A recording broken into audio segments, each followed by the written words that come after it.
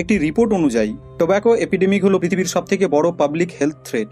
World health organization অর্থাৎ WHO হিসেবে সারা পৃথিবীতে প্রায় 1.3 বিলিয়ন অ্যাক্টিভ স্মোকার রয়েছে। এবার যদি আমি আপনাকে বলি যে স্মোকিং আপনার স্বাস্থ্যের জন্য খুবই ক্ষতিকারক, তাহলে আপনি হয়তো বলবেন যে এই কথাটিতে আবার নতুনত্ব কি রয়েছে।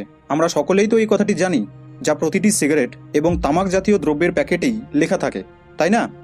যদি আপনি একজন অ্যাক্টিভ স্মোকার হয়ে থাকেন, তাহলে আজকের এই ভিডিওটি আপনার জন্য। কারণ আজকের এই ভিডিওটিতে আপনি কেবলমাত্র ধূমপানের সাইড এফেক্টগুলিকেই নয়, বরং এই ধূমপান থেকে মুক্তি পাওয়ার সহজ উপায়কেও জানতে পারবেন। যদি আপনি ধূমপান করা বন্ধ করতে চান তবেই। যদিও স্মোকিং 800 BC-তেই স্টার্ট হয়ে গিয়েছিল, 800 BC-তে মায়ান সভ্যতার লোকেরা টোব্যাকোর ব্যবহারকে জেনে স্মোকিং করা শিখে গেছিল। যদিও টোব্যাকোকে সেই সময়ে এক ধরনের মেডিসিনের রূপেই দেখা হতো, কিন্তু এই টোব্যাকো দ্বারা তৈরি সিগারেট বা সিগার তার প্রাধান্য পেল 18র দশকে। 18র দশকে সিগারেট মার্কেটে ছেয়ে গেল যখন স্প্যানিশ ম্যানুফ্যাকচারাররা সিগারেট বানানোর জন্য পেপার রোলের ব্যবহার শুরু করলো, এবং 1925-এ ইন্ট্রোডিউস হলো এটি। সিগারেট নয়, বরং তার মধ্যে লাগানো এই ফিল্টার, যা দেখতে অনেকটা হেয়ারলাইন স্ট্রাকচার বা সিম্পলি তুলোর মতো। এটি বানানোর মেন উদ্দেশ্য ছিল এই যে সিগারেট পান করার সময় যাতে লোকেরা এর হার্মফুল কেমিক্যালগুলির হাত থেকে রক্ষা পায়, অর্থাৎ টোব্যাকোতে অবস্থিত হার্মফুল কেমিক্যালগুলিকে যেন এটি ফিল্টার করতে পারে এবং সিগারেটের দ্বারা তৈরি হওয়া হার্মফুল ডিজিজগুলিকে যেন বাধা দিতে পারে। কিন্তু প্রশ্ন হলো এই যে আদৌ কি এটি কার্যকরী হয়েছে? স্টাডিজ থেকে জানা গেছে যে এটি অর্থাৎ সিগারেটে ফিল্টার লাগানোর এই কৌশলটি আসলে একটি মার্কেটিং গিমিক ছিল, এবং সারপ্রাইজিংলি সিগারেটে যবে থেকে এই ফিল্টারের ব্যবহার শুরু হয়েছে তবে থেকে সিগারেটের কারণে ঘটা ক্যান্সারের পরিমাণ পৃথিবীতে বেড়ে গেছে। যখন একজন স্মোকার সিগারেট পান করে তখন তার শরীরে প্রায় 700 থেকেও বেশি হার্মফুল কেমিক্যালসকে ধোঁয়ার মাধ্যমে অ্যাবজর্ব করে নেয়।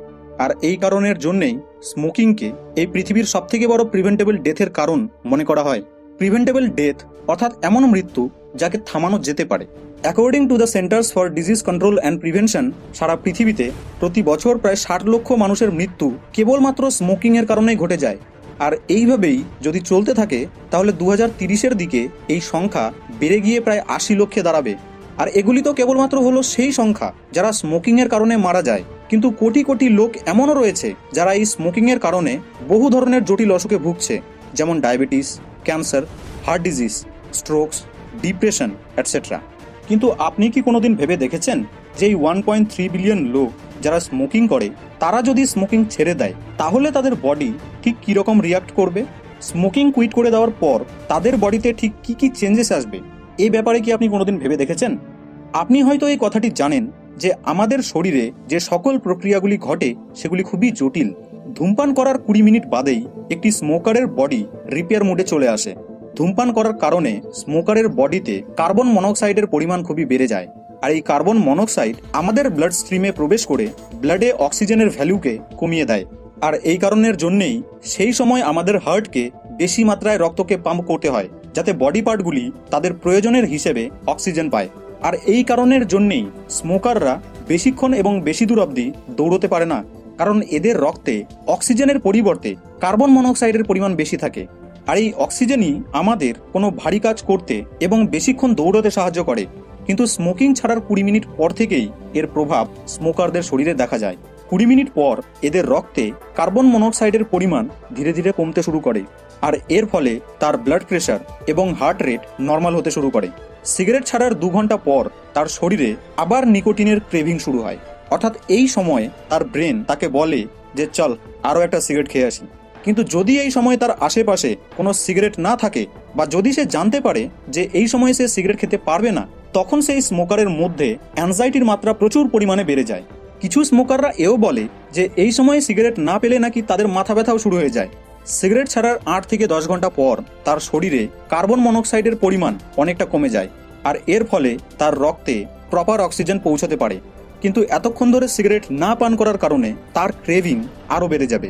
এই সময় একজন স্মোকারের মধ্যে ডিপ্রেশন, অ্যাংজাইটি, হেডেক এগুলির মাত্রা খুব বেড়ে যায়। সিগারেট ছাড়ার 24 ঘন্টা পর একজন স্মোকারের কাশি শুরু হয়ে যায়, আর এই কাশি এবং কাফ কোনো খারাপ জিনিস নয়, বরং আপনার শরীরের রিপেয়ারিং সিস্টেমেরই একটি অংশ। কারণ এই কাফের মাধ্যমে আপনার বডি আপনার লাংসের মধ্যে অবস্থিত টক্সিন এবং নোংরা কেমিক্যালগুলিকে বাইরে বের করার চেষ্টা করে। সিগারেট ছাড়ার কেবলমাত্র 24 ঘন্টার মধ্যেই একজন স্মোকারের হার্ট এতটা পরিমাণ সুস্থ হয়ে যায় যে তার হার্ট ডিজিজ বা স্ট্রোক হওয়ার সম্ভাবনা প্রায় 50% কমে যায়। স্মোকিংয়ের কারণে বডির নার্ভ সিস্টেমও ড্যামেজ হতে শুরু করে। এই কারণের জন্য স্মোকারদের টেস্ট এবং স্মেল করার এবিলিটি নর্মাল ব্যক্তিদের তুলনায় অনেক কমে যায়। আর এই কারণের জন্যেই তারা কোনো টেস্টি খাবারকে নন স্মোকারদের মতো টেস্টি ফিল করতে পারে না। কিন্তু স্মোকিং ছাড়ার 48 ঘন্টার মধ্যেই এই নার্ভ সেলগুলি নিজেদেরকে অনেকটা রিপেয়ার করে নেয়, যার ফলে একজন স্মোকারের স্বাদ এবং গন্ধের এবিলিটি প্রায় 99% রিপেয়ার হয়ে যায়। তাহলে দেখুন যে আমাদের বডি কতটা কমপ্লেক্সভাবে কাজ করে। অর্থাৎ এই বডি কেবলমাত্র 48 ঘন্টা আগেই ধূমপান ছেড়েছে, কিন্তু এই এতটুকু সময়ের মধ্যে আমাদের বডি নিজেকে কতটা পরিমাণ রিকভার করে নিয়েছে। 48 ঘন্টা পর স্মোকারের কাশি এবং কাফ আরও বেশি হতে পারে। এই সময়ে স্মোকাররা দুর্বলতাকেও অনুভব করবে এবং সে অসুস্থও হয়ে যেতে পারে। ওয়েট, এই কথাগুলি একজন হেভি স্মোকারের ব্যাপারে আমি আপনাকে বলছি, যারা একদিনে প্রায় 5 থেকে 10টি সিগারেট খেয়ে নেয়। আমি তাদের ব্যাপারে কথা বলছি। এবার আপনি হয়তো বলবেন যে ধুর, এত বেশি সিগারেট আবার কেউ খায় নাকি? বিলিভ মি, এর থেকেও বেশি মাত্রায় সিগারেট লোকেরা খেয়ে নেয়। সিগারেট ছাড়ার 3 দিন পর নিকোটিনের অভাবের কারণে স্মোকারের মাথা ব্যথা, জ্বর, সর্দি কাশি এবং বডি পেনের মতো অসুখের লক্ষণগুলি দেখা দেওয়া শুরু করে। ব্রেনে কম নিকোটিন পৌঁছানোর কারণে তার ব্রেন অতটা বেশি ডোপামিন রিলিজ করতে পারবে না যা আগে রিলিজ হতো, আর এই কারণের জন্য তার মুডও খারাপ হয়ে থাকবে। এই সময়ে একজন স্মোকারের ডিপ্রেশনে চলে যাওয়ার সম্ভাবনাও খুব বেশি থাকে। দেখুন, এই সকল সিমটমসগুলি কেবলমাত্র সিগারেট ছাড়ার কারণেই নয়, বরং মোস্ট অব দ্য অ্যাডিকটিভ জিনিসের ক্ষেত্রেই ঘটে থাকে, যেমন চা, কফি, অ্যালকোহল, বিড়ি, খৈনি, গুটকা, জর্দা। এই সকল অ্যাডিকটিভ জিনিসগুলির কারণেও লোকেদের মধ্যে এই ধরনের সিমটমস দেখা দেয়। কফিও এক ধরনের মারাত্মক নেশা। এর মধ্যে থাকা ক্যাফিন আমাদের মাইন্ড এবং মুডকে ভালো রাখতে সাহায্য করে। ওয়েল, এটিকে সাহায্য করা বলবেন নাকি ক্ষতি করা বলবেন তা আপনার উপর। যাই হোক, সিগারেট ছাড়ার 4 থেকে 5 দিন পর হঠাৎ করে আবার সবকিছু নর্মাল হতে শুরু করবে। স্মোকারের মুড ভালো হতে শুরু করবে, তাকে খাবারগুলিও এখন বেশি টেস্টি মনে হবে, তার হার্টবিট স্বাভাবিক হতে শুরু করবে এবং ইমিউন সিস্টেম নিজের রিকভারি পাওয়ারকে রিস্টোর করা শুরু করবে। স্মোকিং ছাড়ার 3 মাস পর স্মোকার স্মোকিং ছাড়ার অ্যাকচুয়াল বেনিফিটগুলিকে দেখতে পাবে। এবার তার সিগারেটের প্রতি আর কোনো ধরনের আসক্তি থাকবে না।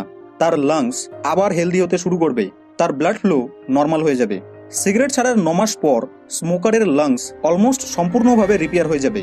1 বছর পর তার হার্ট ডিজিজ হওয়ার সম্ভাবনা প্রায় 80% কমে যাবে। 10 বছর পর তার লাংস ক্যান্সার হওয়ার সম্ভাবনাও প্রায় 50% কমে যাবে। এবং 15 বছর পর একজন স্মোকার এবং আরেকজন যে কোনোদিন সিগারেট পান করেননি, তাদের দুজনেরই হার্ট অ্যাটাক হওয়ার সম্ভাবনা প্রায় সমান হয়ে যাবে। অর্থাৎ এই দুটি ব্যক্তির মধ্যে আর কোনো ধরনের ডিফারেন্স থাকবে না। এবার আমি আপনাকে যে টাইম ফ্রেমটি বললাম তা একটি এভারেজ টাইম ফ্রেম, আর এটিকে বহু স্টাডিজ এবং রিসার্চকে মিলিয়ে তৈরি করা হয়েছে। বডি নিজেকে কত তাড়াতাড়ি রিকভার করতে পারবে তা সম্পূর্ণভাবে নির্ভর করবে তার জেনেটিক্স এবং ইমিউনিটির উপর, এবং এর সাথে সাথে এটার উপরেও নির্ভর করে যে সে কত বড় স্মোকার ছিল। আনফর্চুনেটলি স্মোকিংয়ের কারণে আপনার লাংসে কিছু এমন পার্মানেন্ট ড্যামেজ অবশ্যই তৈরি হবে যা আর কোনোদিনই রিকভার করা সম্ভব নয়। কিন্তু তবুও এই বিষয়টি বডি টু বডি ডিপেন্ড করে। হতে পারে যে আপনার বডি কমপ্লিটলি অর্থাৎ 100% রিকভার হয়ে যাবে, আবার এমনও হতে পারে যে আপনার বডি কেবলমাত্র 60% রিকভার হবে। এটি সম্পূর্ণভাবে নির্ভর করবে এই দুটি বিষয়ের উপর, যে আপনি কত বড় স্মোকার ছিলেন এবং কতদিন ধরে স্মোকিং করেছেন। ওয়েল, মোস্ট অফ দ্য কেসেই স্মোকারের বডি 90 to 95% রিকভার হয়ে যায়। দেখুন, যতটা সহজভাবে আমি আপনাকে এই স্মোকিং ছাড়ার বিষয়টিকে বোঝালাম, বিষয়টি কিন্তু একজন স্মোকারের কাছে অতটা সহজ নয়। একজন স্মোকারের কাছে স্মোকিং ছাড়াটা প্রায় 1000 গুণ কঠিন। তবে সুস্থ ও সবল থাকতে চাইলে এবং নিজের প্রিম্যাচুয়ার ডেথকে প্রিভেন্ট করতে চাইলে অবশ্যই এই ধূমপানকে আপনাকে ত্যাগ করতেই হবে। দেখুন, এমন নয় যে সিগারেটকে ত্যাগ করে দিলে আপনি আপনার লাইফের বহু ইম্পর্টেন্ট জিনিসকে হারিয়ে ফেলবেন। এটা একেবারেই নয়, বরং এটিকে ত্যাগ করার পর আপনি আগের থেকে আরও বেশি ফিজিক্যালি এবং মেন্টালি স্ট্রং হয়ে উঠবেন। আর যারা হাই ফিলিংসকে পাওয়ার জন্য স্মোকিং করেন, তাদের উদ্দেশ্যে বলি যে লাইফে হাই থাকার জন্য ধূমপানই কেন, বহু কনস্ট্রাকটিভ মাধ্যম রয়েছে। এই কনস্ট্রাকটিভ মাধ্যমগুলি আপনাকে ধূমপানের থেকেও কয়েক হাজার গুণ বেশি পটেনশিয়াল হাই এনে দেবে। তো বন্ধু, আপনি কি স্মোকিং করেন নাকি আগে করতেন এখন ছেড়ে দিয়েছেন? নিচে কমেন্ট বক্সে অবশ্যই জানাবেন। আর এই ভিডিওটিকে আপনার সেই সকল প্রিয় ব্যক্তির কাছে অবশ্যই শেয়ার করবেন যারা ধূমপান করে। যাতে তারাও এই বিষয়টিকে বুঝে স্মোকিংকে ছাড়তে পারে।